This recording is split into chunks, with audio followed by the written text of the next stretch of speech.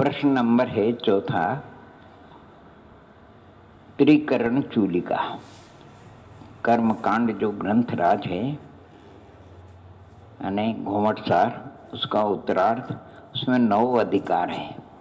9 अधिकार में पहला तो प्रकृति समुत्कीर्तन है। दूसरे अधिकार का नाम बंद उदय सत्वाधिकार है। तीसरे अधिकार का नाम सत्व स्थान भंगाधिकार का है, के भंगों का वर्ण। और चौथा अधिकार है त्रिकरण चूलिका, यानी 3 चूलिकाओं का उसमें वर्णन है। 3 चूलिका कौन सी है? प्रथम चूलिका है नवप्रश्न चूलिका। नवप्रश्न चूलिका का अर्थ है जो बंद के विषय में ऐसी कौन कौन सी प्रकृति हैं जो कि नीचे के गुणस्थानों में बनती है और उसका उदय ऊपर के गुणस्थानों में आता है। ऐसी कौन कौन सी प्रकृति है जहाँ जिसका बंद होता वहीं तक उसका उदय होता है। ऐसी कौन सी प्रकृति है कि जो जिनका बंद तो ऊपर के गुणस्थानों तक चलता है और उदय नीचे आता है। ऐसे 3 प्रश्न है। इसी प्रकार स्वोदय स्वोदय परोदय 3 प्रश्न है। और सांतर बंदी, निरंतर बंदी और उभय बंदी। एक छोटा सा उदाहरण देकर के आपको बताते हैं। जैसे हर शरीर आरक अंगोपांग है, ये 2 प्रकृति एक उदाहरण के लिए दे रहे हैं। 7वें 8वें गुणस्थान में बनती है, जबकि इनका उदय कहाँ होता है? 6ठे गुणस्थान में ही होता है। तो ये ऊपर बंदी और नीचे उदय वाली कहलाती है। जैसे देवगति, देवगत्यानुपूर्वी वगैरह है। देवायु यानी 6ठे से बंद प्रारंभ हो गया, कोई सप्तम चला गया तो बंद चल रहा, तो बंद देवायु का 7वें तक होता है, उदय 4थे तक होता है। ऐसे प्रकार ये ऊपर बंदी और नीचे उदय वाली के लिए। जैसे मिथ्यात्व है, यह बंद भी पहले में और उदय में भी पहले में, इसलिए सो यानी पहले गुणस्थान जहाँ बनती वहीं तक इसका उदय भी होता है। बहुत सी प्रकृति जैसे ज्ञानावरण की 5 प्रकृति 10वें गुणस्थान तक बनती है और उदय 12वें तक, तो ये नीचे बंदी और ऊपर उदय। स्वोदय प्रकृति मिथ्यात्व अपने उदय में ही बंधेगा, अनंतानुबंधी अपने उदय में ही बंधेगा। परोदय जैसे नरकायु देवायु, ये नियम से परोदय, देवों के देवायु का बंधन नहीं होता और क्योंकि नरकायु का बंधन नहीं होता। लेकिन मनुष्य और त्रियंचायु स्वोदय भी है, पर अपने उदय में भी बनती है और दूसरे के उदय में भी बनती है। ऐसा तो स्वोदय प्रकृतियां भी है, परोदय भी है और उदय माने स्व और पर के उदय में ऐसी प्रकृतियां, यानी सब मिलाकर के 120 प्रकृति जो बंध की अभेद विवक्षा से इसमें 3-3 भाग किए उन्होंने, और तीनों का जोड़ बिल्कुल 120 आता है। जैसे ऊपर बंदी 8 प्रकृति ऐसी कि वो ऊपर के गुणस्थानों में बनती है, और नीचे बंदी तो कहते हैं कि 81 प्रकृति ऐसी है जो नीचे गुणस्थानों में बनती और ऊपर के गुणस्थानों में उदय आती। 31 प्रकृति ऐसी है कि जो जहाँ बंधती वहीं तक उसका उदय भी है। इसी प्रकार सोदय परोदय में भी बताया, ऐसी कुछ प्रकृति जो पर के उदय में ही बनती है, कुछ प्रकृति अपने उदय में भी बनती है और पर के उदय में भी, उनका भी तीनों का जोड़ 120 बनता है। कितना बनता है? 11 प्रकृति ऐसी है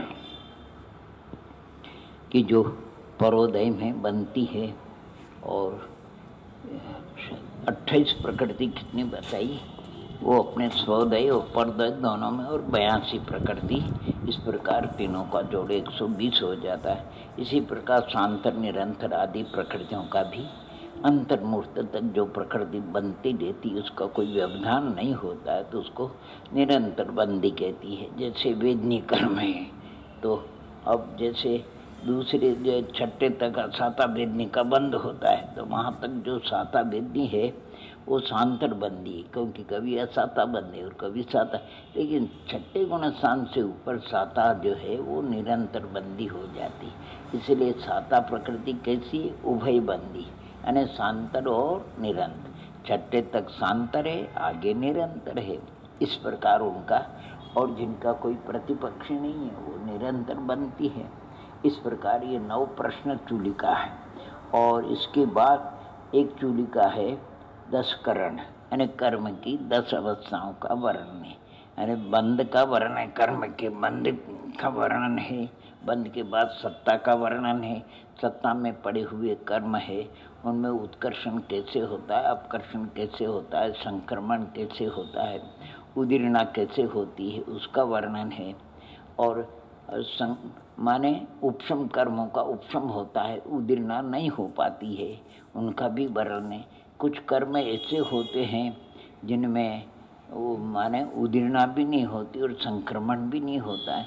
कुछ ऐसे कर्म अवस्था होती है जैसे निकाचित, उसमें न तो उदीर्णा होती है, निकाचित जो बंद हो जाता है, न संक्रमण होता है, न उत्कर्षण होता है, न अपकर्षण होता है। ऐसे कर्मों की 10 अवस्था, वैसे कर्मों की अनेक अवस्था है, फिर भी 10 अवस्था का वर्णन आचार्य भगवंतों ने बहुत ही अच्छी तरह किया। व्यवहार में भी आप लगा सकते हो। मान लो आप श्राविका हैं, आपकी भावना किसी ब्रह्मचारी भैया को जिमाने की हुई, तो आप उनको निमंत्रण देंगे कि नहीं।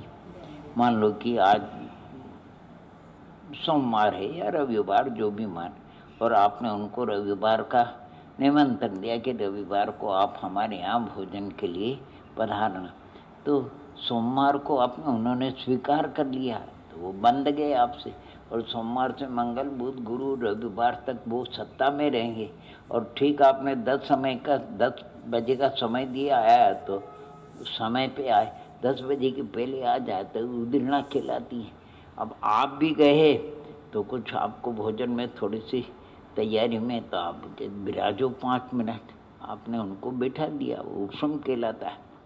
अच्छा, रविवार का आपने निमंत्रण दिया, कुछ आपके समझ से आ गई, तो आपने शनिवार या और शुक्रवार घटा दिया कि आप आ जाना, तो अपकर्षण हो गया। रविवार का सोम मंगल कर दिया तो उत्कर्षण हो गया।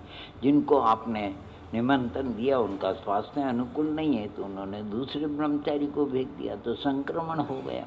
और जिसमें उत्कर्षण अपकर्षण कुछ भी नहीं होता, तो उसका नाम निधत्ता अपन लगा सकते हैं।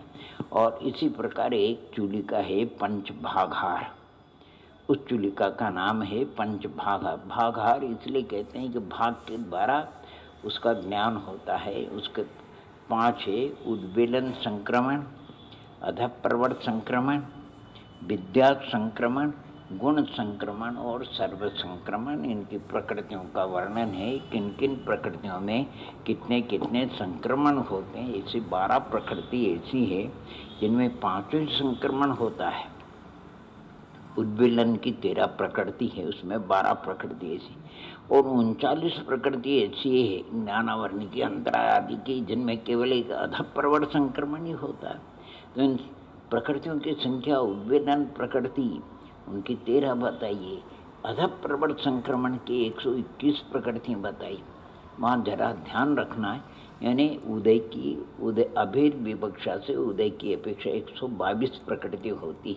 आयु में कभी संक्रमण नहीं होता है, आयु में नवीकरण होते हैं, संक्रमण करण नहीं होता, इसलिए 122 कैसे करेंगे।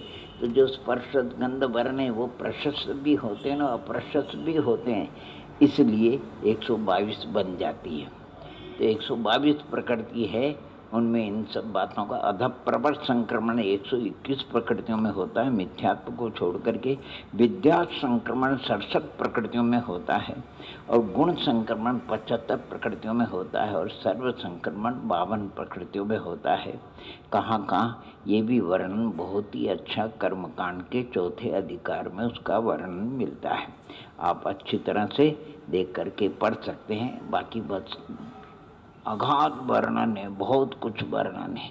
ओम नमः, ओम नमः।